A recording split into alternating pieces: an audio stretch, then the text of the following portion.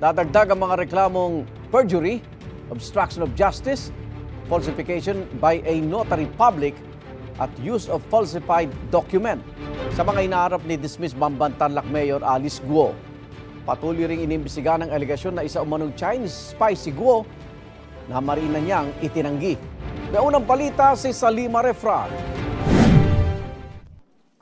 Mismong si dismissed Bamban Mayor Alice Guo ang nagsabi, wala na siya sa bansa nang ipanotaryo ang kanyang counter affidavit noong Agosto. Yung last page po ng document po, na-sign ko po. Na-sign mo saan? Na-sign ko po bago po ako umalis. Sino nag-prepare nitong page na ito para permahan mo?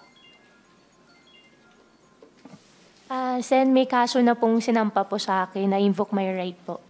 Bagay na sinuportahan pa ng pahayag ng kanyang sekretarya. Kanino Yes, mo kinuha yung dokumento?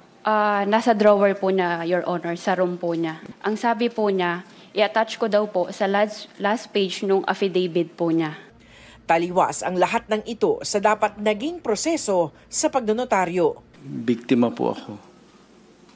I am invoking my right against self-incrimination po. Pero may dagdag pang natuklasan ang task force Guo ng NBI. Yung pirma doon is not a signature of Miss Alice Guo. It was proven that the sample signatures appearing on all those documents as compared to the supposed signature appearing on the counter affidavit were actually not written by one and the same person. So basically what this actually means is that iba po ang pumirma doon sa counter affidavit. Hindi pa raw matukoy kung sino ang pumirma, pero malinaw raw na falsified ang dokumento. Irregular yun. Dapat the affidavit, it should be signed in the presence of the notary public.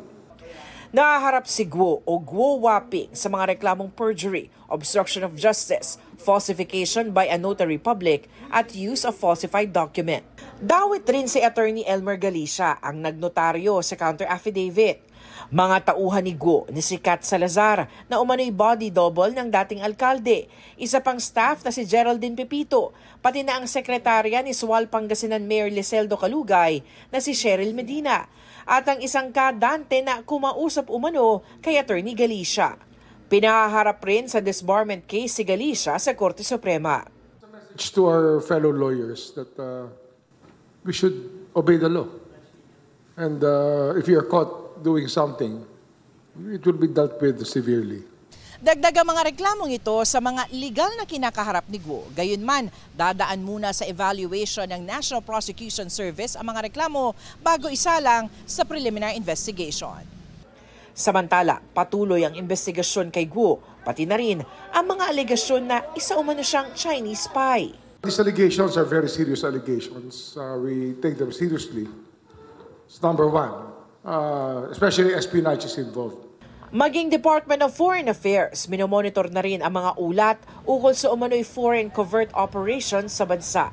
Kaugnay din ito ng alegasyong isa umanong Chinese spy si Guo base sa lumabas na dokumentaryo ng Al Jazeera kamakailan. In accordance with its mandate to help protect national security, the department takes such reports seriously and is monitoring relevant developments in this regard. Ito ang unang balita sa Salima Refran para sa GMA Integrated News. Igan, mauna ka sa mga balita. Mag-subscribe sa GMA Integrated News sa YouTube. Sa mga kapuso abroad, subaybayan nyo kami sa GMA Pinoy TV at sa www.gmanews.tv.